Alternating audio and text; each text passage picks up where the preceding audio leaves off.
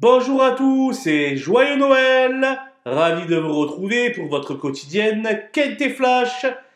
Et en ce lundi de Noël, comme de coutume, c'est à Vincennes que ça se passe. Et ce sera le prix de cran qui servira de support au Quintet. C'est une course réservée à des mâles et hongres âgés de 6 à 10 ans. Ils ne seront plus que 13 puisque l'As Gold Star a décliné la lutte. Et ils vont s'affronter sur les 2700 mètres de la grande piste, une épreuve où les 6 ans me semblent plus forts et devraient logiquement se tailler la part du lion. Et on voit ça tout de suite avec mon analyse.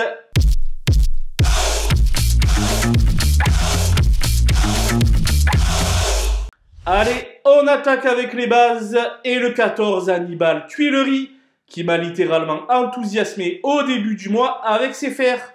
Il sera totalement déféré cette fois-ci et bénéficie d'un superbe engagement. Il faudra être très fort pour le battre. Le 9 Hobbs a retrouvé la plénitude de ses moyens puisqu'il s'est imposé en patron le 8 décembre. Pétri de qualité, une confirmation de sa part est désormais attendue. Le 7 Here We Go reste lui aussi sur un beau succès. C'était le 3 décembre dans un lot plutôt bien composé. Redoutable quand il peut être préservé un maximum durant le parcours, sa place est à l'arrivée. On poursuit avec les opposants et le 10 Cicero TG qui semble viser moins haut ici et qui découvre des conditions de course assez avantageuses. Même s'il demeure barré pour la victoire, les places sont bonnes à prendre. Le 12 Hello Sport n'a pu mettre en doute la supériorité d'Hobbs en dernier lieu. Rarement décevant lorsqu'il évolue totalement déféré, il aura son lot de supporters. Le 2 Hold Up du Dijon a connu de meilleures périodes de forme au cours de sa carrière qu'actuellement, lui qui vient d'être devancé par Hobbs et par Hello Sport. Mais avec Eric Raffaello-Sulky, c'est 85% de présence à l'arrivée. La méfiance sera donc de rigueur. Le 13 Ginko Tellois rentre après 2 mois d'absence, mais Franck Leblanc a dû certainement préparer ce bel engagement avec la plus grande minutie. Une place en bout de combinaison devrait lui revenir.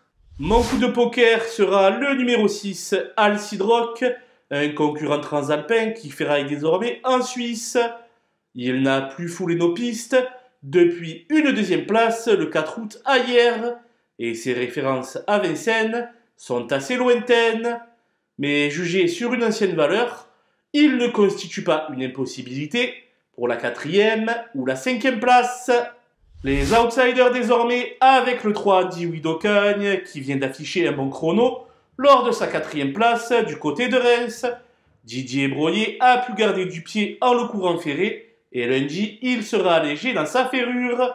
Il sera à l'affût de la moindre défaillance des chevaux en vue.